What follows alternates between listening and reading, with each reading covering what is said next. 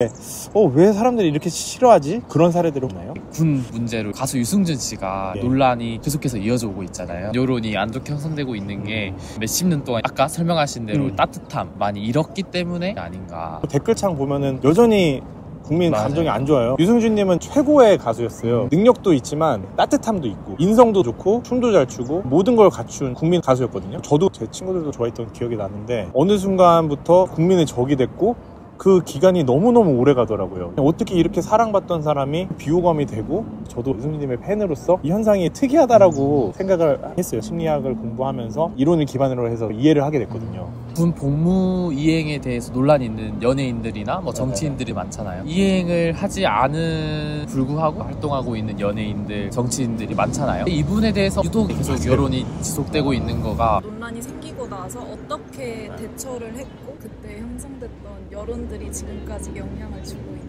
지금까지 이렇게 지속이 되는 거 보면 이분의 대처하는 방식이 뭔가가 잘못됐으니까 잊혀질만 하다가도 대응하는 상황에서 꼬이고 갔다는 말씀이신 거죠? 네, 괘씸죄를 받은 게 그렇죠. 한국에서 예민한 문제들이 군 문제도 입시 문제도 한국인의 예민한 부분을 건드렸고 심지어 거짓말을 했기 때문에 한국 사람들이 거짓말을 굉장히 싫어한다고. 예민한 문제 관련해서 나락간 사람이 또 있나요? 연예인들이 입학할 때 특례 입학을 했다라고 밝히고 잘 없잖아요. 나중에 밝혀졌을 때 거짓말의 한 형태였으니까. 군대 문제일 수도 있고 입시 문제일 수도 있고 사람들이 예민하게 생각하는 문제에 대해서 잘 행동한다고 약속을 했는데 지키지 않았을 때 열받는 거거든요. 중요한 키워드는 위선이라는 키워드인 것 같아요.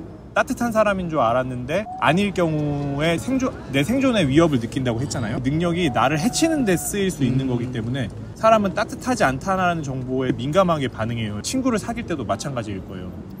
따뜻하지 않다라는 시그널을 받게 되면은 뭐 결혼, 우정 이런 것들을 할 수가 없게 되거든요. 위선이라는 거는 겉으로 그런 척 한다는 전술이 숨겨져 있다라는 거를 생각하게 되는 거예요. 좋은 사람이라고 얘기를 해놨는데 거짓말은 치명적인 심리학적 용어로 히포크라시, 위선. 위선자야라고 하면 최악의 욕이 되는 것 같아요. 나쁜 사람인 줄 알았는데 잘못한 거랑 나는 사회적으로 좋은 거를 추구해라고 계속 얘기하고 활동을 해왔는데 아닌 경우랑의 이 심리적 충격의 차이가 어마어마한 거죠. 그러니까 유승준님의 경우에는 착한 이미지, 따뜻한 사람의 이미지가 있었어요. 군대와 관련해서 보낸 신호들이 있거든요. 나는 따뜻한 사람이야, 나는 책임감 있는 사람이야, 그래서 나는 이걸 하겠어라는 지속적인 시그널 때문에 사람들의 기대감이 있었는데 이 따뜻함의 약속들을 깬 게 된 거죠. 기대감에 대한 배신 효과라고 expectation violation theory라고, 사람들은 기대치에 기반해서 생각을 하는 거예요. 유승준님 같은 경우는 기대감이 높다 보니까 그게 깨졌을 때 엄청난 효과를 냈고, 두 번째 반응하는 방식에 대한 이야기인데 내가 위선적이 아니라는 이미지를 유지하는 게 가장 좋은 대응 방식이겠죠. 하지만 그걸 퍼센트 할 수 있는 사람이 아무도 없어요. 위선적이라는 인식을 할 수밖에 없거든요. 나도 위선적인 사람이 언제든 될 수 있고 나도 언제든지 기대감을 깰 거야. 그럼 어떻게 반응해야지? 라는 관점에서 유승준님이 반응한 방식이 잘못 있으니까 지금까지 해결이 안 되지 않을까? 남자가 나에게 와서 꽃을 주고 뭐 고백을 하고 이럴 때 우리들은 이 사람이 왜 이렇게 나한테 갑자기 잘해주지? 행동 그대로를 받아들이는 게 아니라 사회적 동물로서 동기를 이해하려고 하거든요. 동기에는 두 가지를 나눠보면은, 첫 번째는 진정성 있는 동기라고, 나에게 꽃을 줬을 때 나를 진정으로 사랑하는구나. 두 번째는 셀프 시킹 모티브라고, 상대방이 자신의 이익을 위해서 나를 등쳐먹으려고 하는구나 이렇게 생각하는 거죠. 사과를 했을 때 어떤 사람은 진짜 진정성 있구나 이렇게 생각할 수 있고, 어떤 사람은 이렇게 해서 넘어가려고 하는구나, 진정성 없고 자신의 이익을 위한 거라고 생각하면 같은 사과문이었음에도 불구하고 사람들의 반응 완전히 바뀌는 거죠. 유승준 님이 20년 동안 반응을 해왔는데 이 사람이 진정성이 있다라고 인식을 못한 거예요.